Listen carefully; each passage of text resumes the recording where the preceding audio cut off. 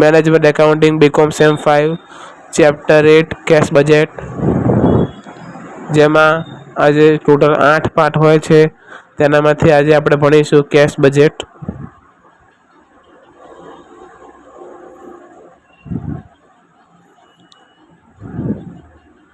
જે 14 માર્ક્સનું હોય છે. બરોબર. કેશ બજેટ રોકડ અંદાજપત્ર કહેવાય છે.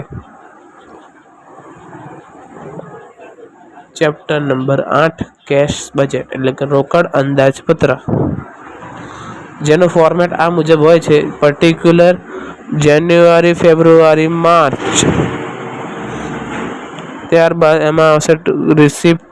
સૌથી પહેલા આવશે કેશ બેલેન્સ એટલે કે રોકડ બેલેન્સ. ત્યારબાદ એના અંદર રિસિપ્ટ એડ કરવાની એટલે કે બધી જ આવક એડ કરવાની અને બધા જ ખર્ચા માઇનસ કરવાના એટલે કે બધી પેમેન્ટો માઇનસ થશે. જેમ કેશ પરચેસ છે, પેમેન્ટ ઓફ ક્રેડિટર છે, વેજીસ છે, ઓવરહેડ એટલે કે પરોક્ષ ખર્ચા, વેતન, એ બધું માઇનસ થશે. એના બાદ આપણને મળશે એટલે A - B કરવાનું એટલે આપણને ટોટલ કેશ બજેટ મળશે. હવે આપણે એક સમ જોઈશું જે મોસ્ટ IMP છે, ગાયત્રી લિમિટેડ કરીને. તેમાં કીધું છે કે prepare cash budget account April to June એટલે કે એપ્રિલ, મે અને જૂનનું કેશ બજેટ બનાવો. બરાબર. એમાં સૌપ્રથમ આપણને આપ્યું છે કેશ અને બેંક બેલેન્સ એટલે કે શરૂઆતનું બેલેન્સ આપી દીધું છે, જે છે 60,000 રૂપિયા. હવે આપણે 60,000ની એન્ટ્રી કરીશું કે ઓપનિંગ સૌપ્રથમ આપણે બનાવવાનું પર્ટિક્યુલર એપ્રિલ, મે, જૂન.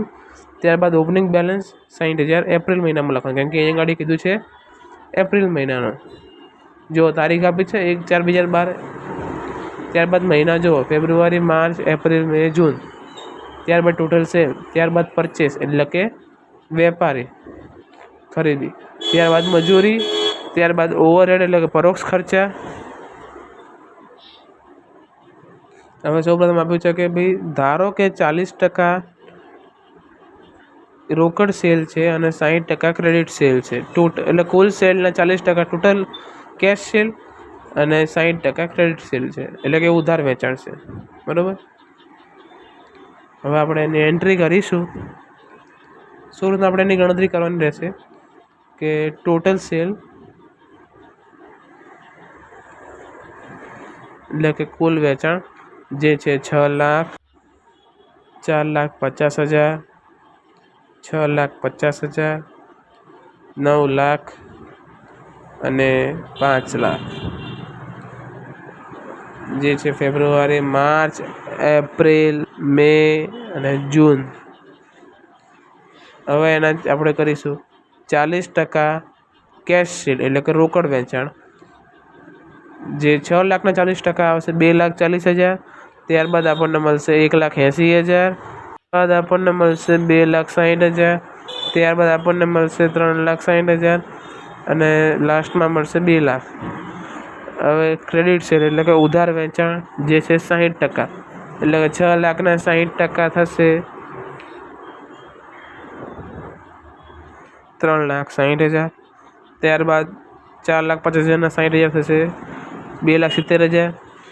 ત્યારબાદ 3,90,000. ત્યારબાદ 5,40,000 ને ત્યારબાદ 3 લાખ.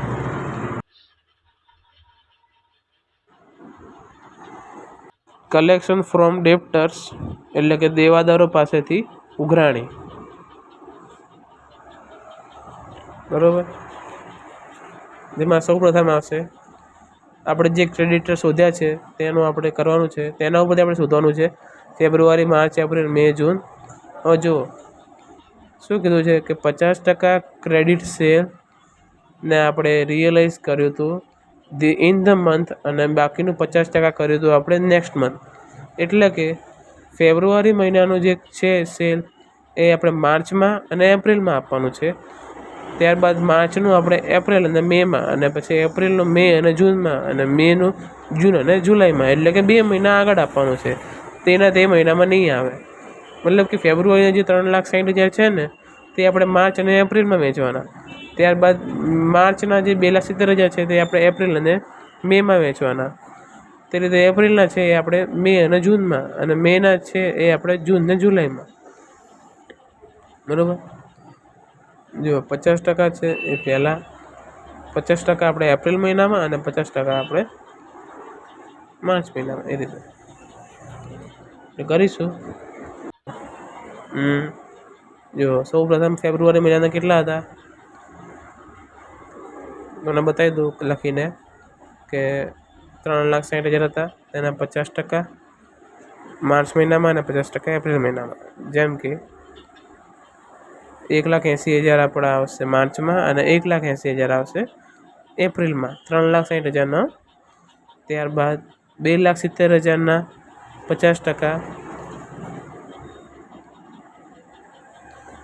એકવાર આવશે એપ્રિલમાં 1,35,000 અને બીજી વાર આવશે મેમાં 1,35,000.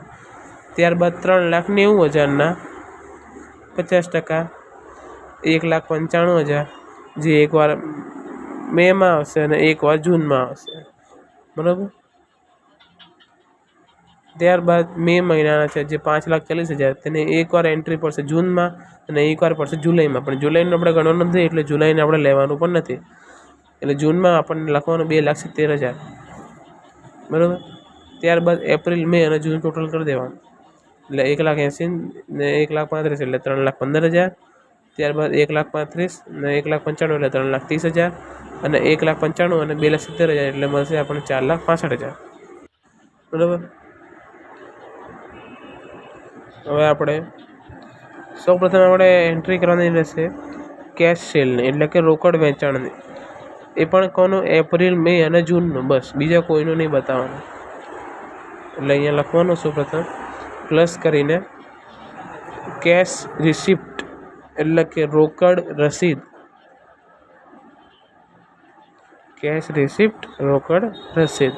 તેની અંદર ફર્સ્ટ નંબર લખીને લખવાનું કેશ સેલ, એટલે કે રોકડ વેચાણ. જેમાં આવશે એપ્રિલનું 2,60,000, મેનું 3,60,000 અને જૂનનું 2,00,000.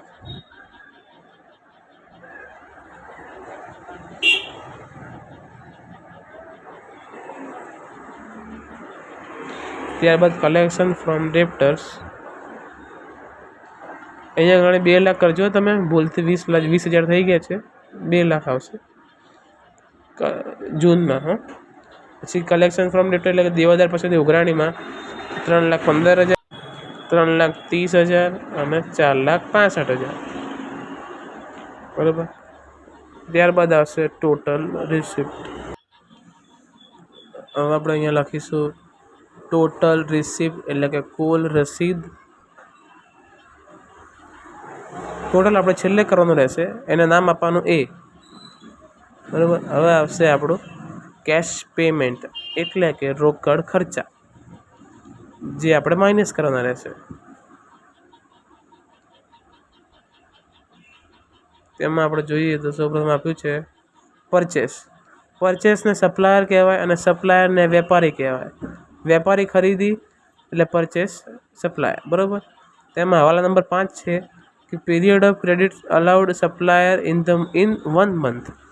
એટલે કે 1 monthનો મતલબ એવો થાય છે કે ફેબ્રુઆરીનો માર્ચમાં, માર્ચનો એપ્રિલમાં, એપ્રિલનો મેમાં અને મેનો જૂનમાં.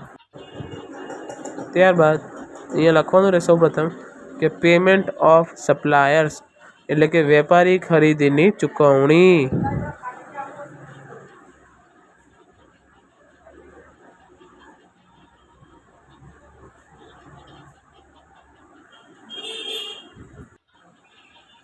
ત્યારબાદ આપણે એપ્રિલ, મે અને જૂનમાં લખવાનું રહેશે, બરાબર. માર્ચનું એપ્રિલમાં, એપ્રિલનું મેમાં, મેનું જૂનમાં. એટલે કે માર્ચ મહિનાનું 2,70,000 આપણે એપ્રિલમાં લખ્યું.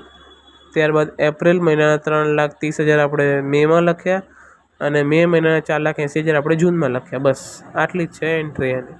સૌથી સિમ્પલ એન્ટ્રી આની જ છે સપ્લાયરની, બરાબર. માર્ચનું એપ્રિલ, એપ્રિલનું મે, મેનું જૂન, બરાબર. જ્યારે બી કીધું હોય ને ધીસ મંથ, ત્યારે 1 month કે ને ત્યારે આપણે એવું જ કરવાનું, બરાબર. હવે આપણે જોઈએ વેજીસ, એટલે કે મજૂરી. વેજીસ એટલે કે મજૂરી, એમાં પણ જો ફેબ્રુઆરી, માર્ચ, એપ્રિલ, મે, જૂન આપેલું છે. હવે અહીંયા ખાલી હવાલો વાંચો કે શું લખ્યું છે, પેમેન્ટ ઓફ વેજીસ 1 month, એટલે કે જે રીતે આપણે વેપારી અને ખરીદીનું હવાલો કર્યો હતો તે રીતે આપણે વેજીસનો પણ કરવાનો છે, એટલે કે મજૂરીનો પણ કરવાનો છે, બરાબર. એટલે ફેબ્રુઆરીનું, માર્ચનું, એપ્રિલનું મેનું અને મેનું જૂનમાં. એટલે કે પેમેન્ટ ઓફ વેજીસ એટલે કે વેતનની ચૂકવણી. ફેબ્રુઆરીનું માર્ચનું એપ્રિલનું મેનું જૂન. એટલે કે માર્ચ મહિનાનું આપણે એપ્રિલ મહિનામાં લખી દીધું, એપ્રિલ મહિનાનું આપણે મેમાં લખી દીધું અને મે મહિનાનું આપણે જૂનમાં લખી દીધું. બસ જો માર્ચનું એપ્રિલનું મેમાં, મેનું જૂનમાં, બરાબર. હવાલો પૂરો. હવે છે ઓવરહેડ એક્સપેન્સ એટલે કે પરોક્ષ ખર્ચા. તેનો ઘસારો એટલે કે ડેપ્રિસિએશન 22,500 ફિક્સ છે, એટલે કે સ્થિર છે. તમારે એને ઓવરહેડ એક્સપેન્સમાંથી બાદ કરવાનો રહેશે, એટલે કે પરોક્ષ ખર્ચામાંથી તમારે ઘસારો 22,500ના દરેકમાંથી બાદ કરવાનો રહેશે. એ આપેલું છે આ રીતના, તેનામાંથી આપણે 22,500ને માઇનસ કરવાના છે, બરાબર. ચલો આપણે ગણતરી કરીએ આની. જેનું કીધું છે આપણને એક્સપેન્સ કેટલો છે 1/2 મંથ, બરાબર. એટલે 1/2 મંથ કે એટલે 50% કરી નાખવાનું, એટલે 50% ફેબ્રુઆરીમાં, 50% માર્ચમાં. મતલબ કે જો ફેબ્રુઆરીના સૌપ્રથમ આપણે ઓવરહેડ લખી દેવાના, પરોક્ષ ખર્ચા લખી દેવાના અને માઇનસમાં ઘસારો પણ લખી દેવાનો, જે ફિક્સ છે એટલે કે સ્થિર છે. 22,500, બરાબર. જે ઘસારો ફિક્સ છે એટલે આપણે એને એમને ઉતારી દેવાનું. હવે તમારે બાદ બાકી કરવાની, એટલે કે 1/12,500માંથી 22,500 જાય તો કેટલા રહે? તો કે 90,000. 500માંથી 22,500 જાય તો 75,000. ત્યારબાદ 1,05,000 બચે, ત્યારબાદ 1,20,000 અને ત્યારબાદ 90,000 બચે. હવે આપણે એન્ટ્રી કરીશું. હજુ આપણે બાકી છે, કીધું છે કે ઓવરહેડનું જે છે ટાઈમ લેગ છે એ 1.5 મહિના, 1/2 છે, એટલે 50% કરવાનો છે, બરાબર. એટલે હવે આપણે એન્ટ્રી કરીશું કે ફેબ્રુઆરી, માર્ચ, એપ્રિલ, મે, જૂન, બરાબર. આપણે રીતે લખી દેવાનું 90,000, 75,000, ત્યારબાદ 50% એટલે કે ફેબ્રુઆરીના 90,000 45,000 આપણે એવી રીતના. ત્યારબાદ માર્ચ મહિનાના 75,000 37,500 માર્ચમાં અને 37,500 એપ્રિલમાં.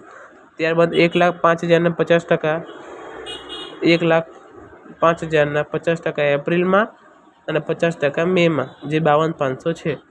ત્યારબાદ મે મહિનાના 1,20,000 50% મે મહિનામાં અને 50% જૂન મહિનામાં, જે 60,000 થશે. અને જૂન મહિનાના 50% 45, એટલે 90,000 45 થશે, બરાબર. જૂન મહિનામાં લખવાના રહેશે. ત્યારબાદ એપ્રિલ મે હજુ ટોટલ કરવાનું છે. અને સૌપ્રથમ એપ્રિલનું આવશે 90,000, મેનું આવશે 1,12,500 અને જૂનનું આવશે એપ્રિલનું 90,000, મે મહિનાનું 1,12,500 અને જૂન મહિનાનું આવશે 1,05,000. હવે આપણે આની એન્ટ્રી કરવાની રહેશે આગળ પેમેન્ટ સાઇટમાં, કેમ કે આપણા ખર્ચા છે. એટલે પેમેન્ટ ઓફ ઓવરહેડ્સ એટલે કે ચૂકવણી કરવાની છે પરોક્ષ ખર્ચાની. જે આપણે પાછળ શોધ્યું છે તે આપણે અહીંયા લખી દેવાનું છે. 90,000, સૌપ્રથમ 90,000, ત્યારબાદ 1,12,500 અને ત્યારબાદ 1,05,000. હવે આના પછીનો હવાલો છે જે આ મુજબ છે કે હવાલા નંબર 8 જોવો. શું લખ્યું છે કે જૂન 2012માં ડિબેન્ચરનું ઇન્ટરેસ્ટ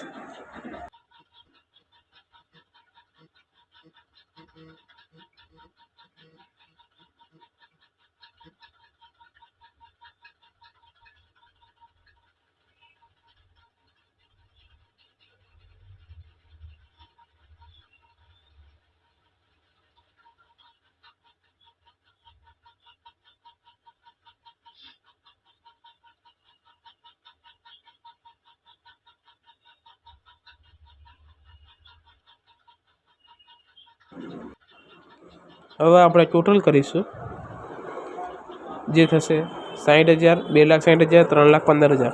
ટોટલ આવશે 6,35,000. ત્યારબાદ પેમેન્ટ સાઇડનું ટોટલ કરીશું આપણે એપ્રિલ મહિનાનું 2,70,000, 1,08,000 અને 90,000, જે આવશે 4,68,000 બરાબર. તેને કહેવાશે ટોટલ સેલ, એટલે કે કુલ વેચાણ, એટલે ટોટલ પેમેન્ટ, જેને કહેવાશે બી. ત્યારબાદ આપણે એમાંથી બીને માઇનસ કરવાનો રહેશે, એટલે કે 6,35,000માંથી 4,68,000ને માઇનસ કરીશું એટલે આપણને એપ્રિલ મહિનાનું બેલેન્સ મળશે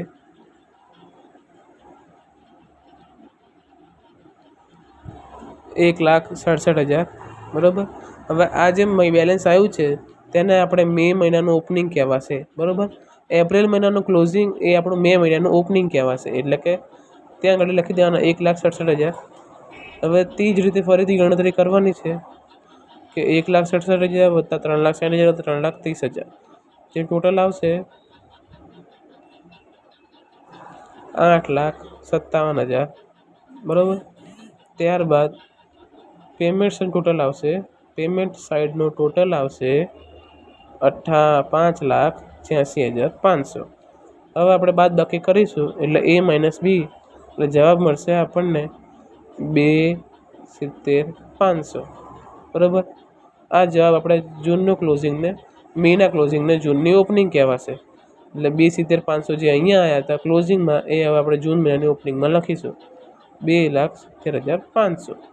તો ફરી ટોટલ કરવાનું છે 2,70,500 વત્તા 2,00,000 વત્તા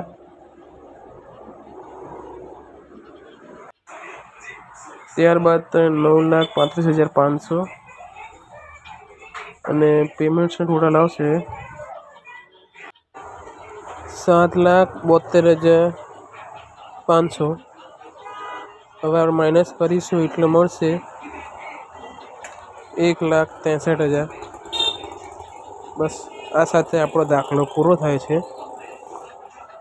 અને આ મુજબનું બધું હોય છે બરાબર. એકવાર ધ્યાનથી જોઈ લો, હસારો બધું.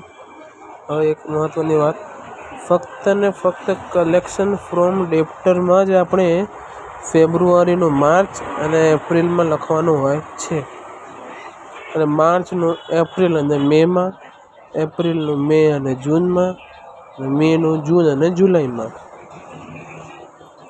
બરાબર. કલેક્શન ફ્રોમ ડેપ્ટરનું છો ખાલી. ત્યારબાદ બાકીનું જે બીજું બધું હોય ને, જેમ કે ઓવરહેડ એક્સપેન્સ એટલે કે પરોક્ષ ખર્ચા અને વેજીસ એટલે કે વેતન, આ બધામાં જોવાનું કે કહેવા શું માગે છે. 1 મંથ હોય તો ફેબ્રુઆરીનું માર્ચમાં જાય, માર્ચનું એપ્રિલમાં જાય, એપ્રિલનું મેમાં જાય, મેનું જૂનમાં જાય બરાબર. એનું મેનું જૂન બરાબર. અને ધીસ મંથ કે ખાલી મંથ કે ને ત્યારે જોવાનું કીધું શું છે કે 1/4, 2/4, 5/4. ત્યારબાદ તેનો મતલબ કે 1/4 હોય તો ટોટલ 4 છે, એનામાંથી 1/4 આપણે આ મહિને, આવતા મહિને, અને 3/4 તે જ મહિનામાં, એટલે કે ફેબ્રુઆરીમાં 3/4, એટલે માર્ચમાં 1/4, પછી માર્ચનું 3/4, પછી એનું 1/4 એપ્રિલમાં જશે, ત્યારબાદ એપ્રિલના અંદર 3/4 ને મેના અંદર એનું 1/4 જશે. એ રીતે કરવાનું બરાબર. આ મુજબનું બધું હોય છે. મેન તો આ નોંધ જ છે. તમે અગર આ નોંધ સમજી જાઓ ને તો તમને આ દાખલો ફાઈ જશે. ને એકવાર જરૂરથી ટ્રાય કરજો. 14 માર્ક્સ તો આના અંદર એકદમ ઇઝીલી આવી શકે છે. અને કોલેજની એક્ઝામ મને ખબર છે હાલ બધાની આવવાની જ છે આવતા મહિનામાં, તો એના માટે સૌપ્રથમ તમારે શરૂઆત કરવી હોય તો તમે આ પાઠ ઉપરથી કરી શકો છો બરાબર.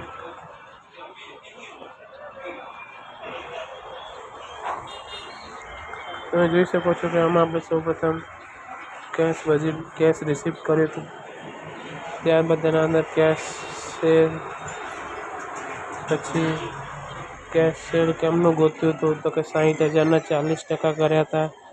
ત્યારબાદ 60% કર્યા હતા એટલે ક્રેડિટ સેલ મળ્યું હતું, તેના 50% વેચી કાઢ્યું હતું ફેબ્રુઆરીનું માર્ચમાં અને એપ્રિલમાં, માર્ચનું એપ્રિલ અને મેમાં, એપ્રિલનું મે અને જૂનમાં. જો 3,60,000ના આપણે 1,80,000 કર્યા હતા. ત્યારબાદ 1,95,000 કર્યા. એ રીતે બધું કરવાનું છે. ત્યારબાદ કલેક્શન ફ્રોમ ડેપ્ટર આપણે લખી દીધું હતું, ટોટલ કર્યું હતું. પછી પેમેન્ટ ઓફ સપ્લાયર જે મેં બધું એ રીતે કે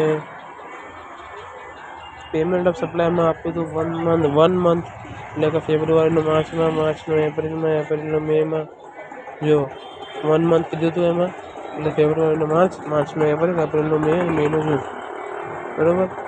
ત્યારબાદ ઓવરહેડ